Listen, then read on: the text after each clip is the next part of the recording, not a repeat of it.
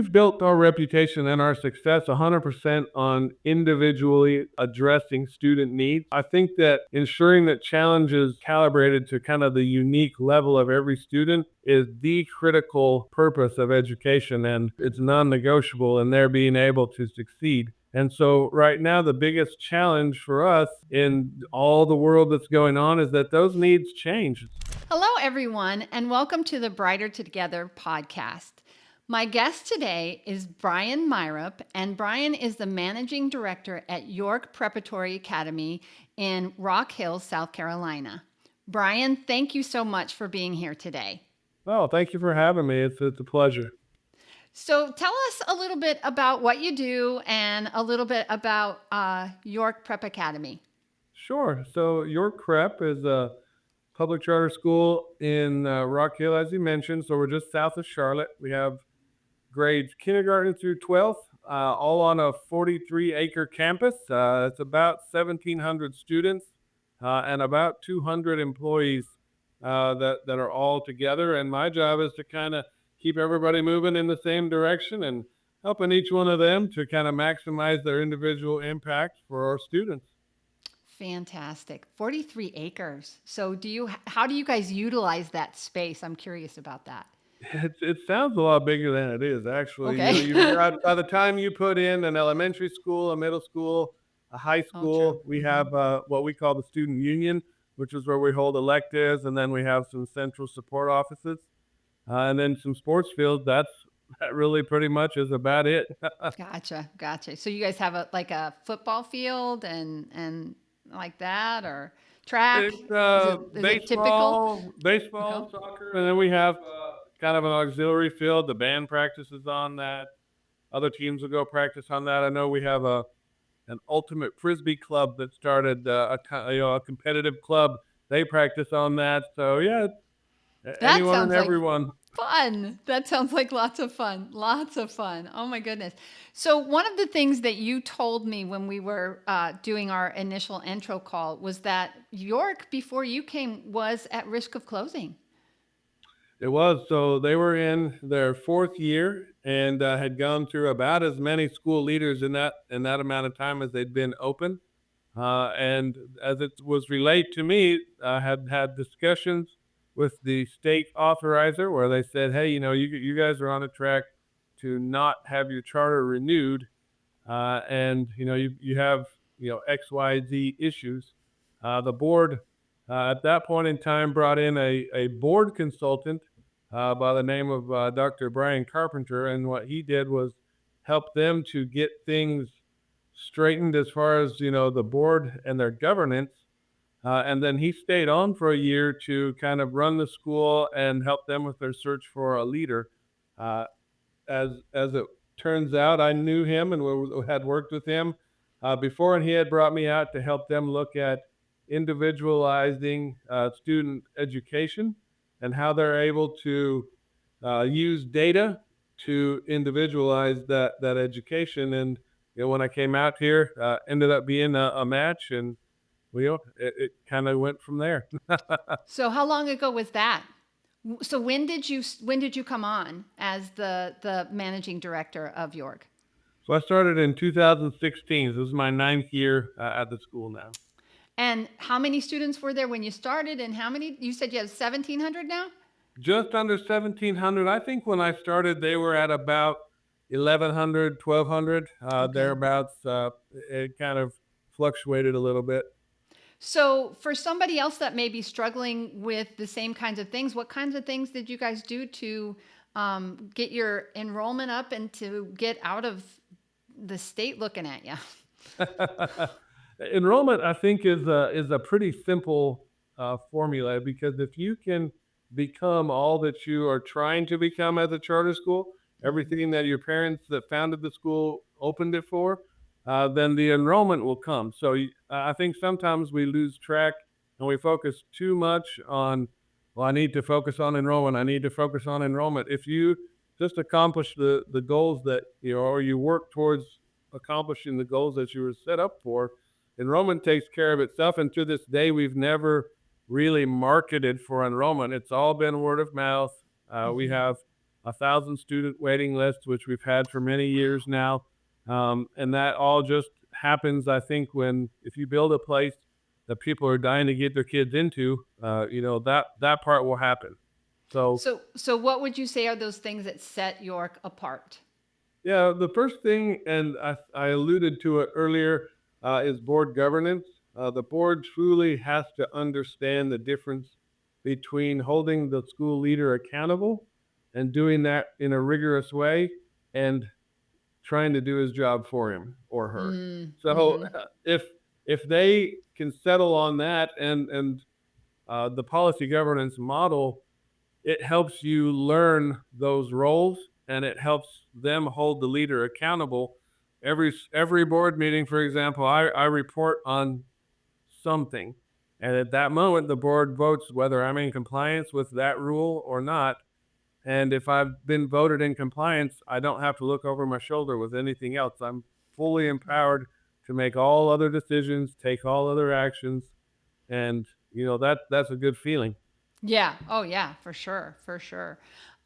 So what would you say right now in 2025 is your biggest challenge? What is the challenge that you're facing right now? It sounds like you've overcome so many things. I would just be curious where you see your biggest challenge ahead. We've built our reputation and our success 100% on individually addressing student needs. I think that ensuring that challenge is calibrated to kind of the unique level of every student is the critical purpose of education, and Mm-hmm. it's non-negotiable in their being able to succeed. And so right now the biggest challenge for us in all the world that's going on is that those needs change. So number one, they're varied, right, Mm-hmm. between student to student. And Yes. number two, a student's needs one year might not be a student's needs the next year. So you really can't prescribe to teachers how they have to teach Mm-hmm. because the only thing you can really prescribe to them is they have to be constantly evaluating the effect that they're having on students and constantly be looking to improve that effect. And so Mm-hmm. that's the challenge, right? Right. You just never know on a given year what it's going to be. So you have to train your teachers to be constantly looking and examining. Yeah. And how do you support your teachers in that way? So let's say you get a teacher that's fairly new. I'm sure you have plans, but I would love to hear how you kind of like step them or guide them through that process. Yeah, first number one, you're bringing a teacher in should start way before their first day in school. Yeah. We do what's called a basically it's a teacher program that gets them in earlier, and and I'm gonna look up the name of that real quick because I can't remember it. So I'm gonna pause there. We're gonna redo Yeah, that part. that's all right. I'm gonna Sure, no take my problem. mulligan. And that will make you move so that your light won't go out on you. That's right. That's right. Okay, I'm ready again. Okay. Okay, so Right. the program that is the Teacher Fastpass program. So if you've been to Disney World and you get in the Oh, Fastpass, yeah. right? Mm-hmm. So what we do is a teacher will come if we hire a teacher, which usually takes place in March and April. We'll Mm-hmm. actually have them come in May as soon as they're done with student teaching, and they'll start meeting with teachers in that grade level. They'll start to get to know students. They'll maybe start to get to know parents in the grade level below. So those are the kids they'll have next year. Start writing their lesson plans and everything in place so they kind of skip over that first year teacher phase that they go through. Mm-hmm. And so heavy on the introduction side. And then once a teacher is here with us, we have a teacher wellness program. And the goal of that program is to remove every external stressor that a teacher might have. So we have a teacher gym, a 1,500, 2,000 square foot gym that's just for teachers. It's open 24/7. They can go work out. We have a financial person who helps them, whether they're planning for budgeting to go back to school to get another degree or they want to Nice. save up for a Mm-hmm. house. This person helps them organize. We've even had budget groups. Like, it's funny, when you think about, the rising cost of everything, and teachers are like, well, I don't know how I can afford food, or I don't know how I can afford, my rent. And so these Mm-hmm. people kind of support each other.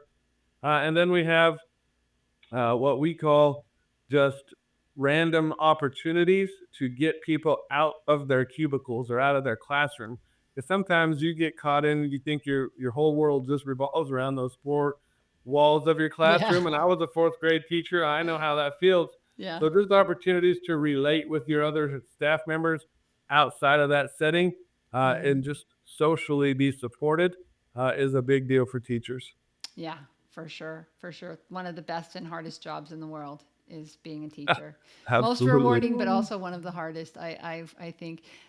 So you talked about bringing in teachers, and it sounds like you guys have an amazing program. And I love the fact that you're addressing the mental health and the financial health and the physical health of your teachers. That's so important. How do you recruit top talent? What do you do to bring those people in? Or is your teacher list as long as your student waiting list? I wish it was for sure. But we do use that program in recruiting, and it is very successful, particularly the Teacher Fastpass program. They love Mhm. being able to get in and get their feet set. Always, when I talk to teachers, I reference my own experience. I moved from one state to another to take my first job and showed up. I didn't have desks. I didn't have a teacher desk. I didn't have a computer. I didn't even have a pencil sharpener. There were no books. Everything was in Wow. a pile in the gymnasium. And so that was the week before school was ready to start, and I was a first year teacher, and there it was. So Wow. using, I think, and people will sometimes think that salaries are the big thing for teachers. No. It's way down the list if you Mm-hmm. look at the research, and it's Yep. really just support and knowing that they've got the ability to grow as a professional without having to look over their shoulder. That's huge.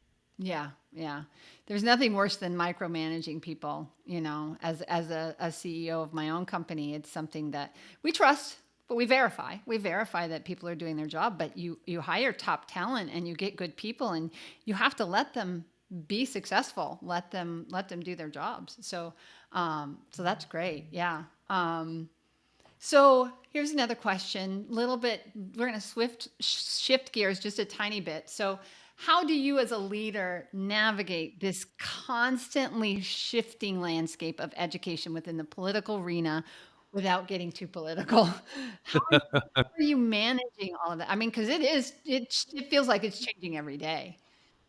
It really does, and I kind of like what you just said about trusting and verifying, and really that's if you add support to that, that's really kind of a three-word magic bullet for what's going on. I think first of all, you hire great people, and you have to trust them and their judgment. You verify by making sure that things are going well, and then you support them in those efforts. For me, it's always been if we are about one thing, and that's maximizing each student's individual growth every year, the external factors are going to play in what they are, and we have to teach students that that's going to happen.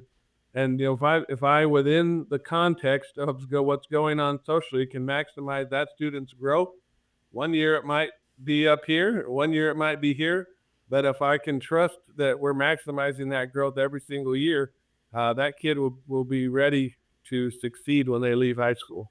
Right. Yeah, absolutely. Absolutely. And have you had students come back and say, hey, I think that's one of the most rewarding things for me as, kids graduate from speech therapy. I'm a speech therapist for 31 years. When they come back and they say, hey, or you run into them at the grocery store or whatever. Give me one of those stories if you don't mind. I'll give you two actually. Okay. So, story number one is that our teacher of the year from 2 years ago is a graduate of our school. Oh, She came fantastic. back. She's been teaching with us for about 4 years now, and was our teacher of the year. Also, and that's speaking toward the academics and things that we try to get kids prepared for.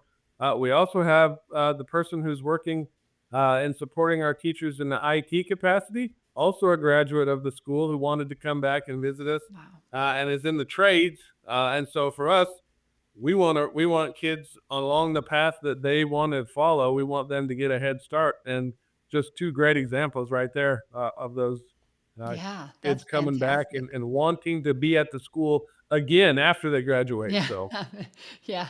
A positive experience in school and leads to a positive experience as a leader in school. That's fantastic. That's really, really great.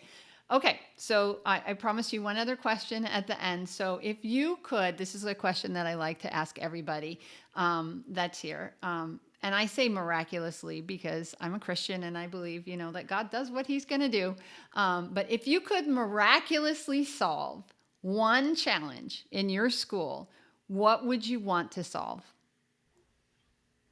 I think I would go, and I would include in society as well, because I think this is the problem that we're facing most right now. And I would say that the principles of trust, hope, and grace would be fully embraced by everyone who's in our school and everyone in society. I want us to trust that each party wants the success of the students as much as everyone else in the group does. I Yeah. want them to hope. There we go. I want them to hope that a good result is possible by working together, and I want us all to grant each other grace for the mistakes that we're going to make. I think too often, and you probably deal with this as well, too often schools or people who provide therapy services are looked at as, it has to be perfect. There Mm-hmm. can't be a mistake. If they Mm-hmm. make a mistake, it could be catastrophic. Well, that's just unrealistic and It not is, true. yeah. We're going to make a mistake just like everybody else. Mm-hmm. And if we can have that trust, hope, and grace involved in it, then I think we can plan for how to work through barriers that arise instead of pretending that they shouldn't be there or that they're not going to. Right. That's fantastic.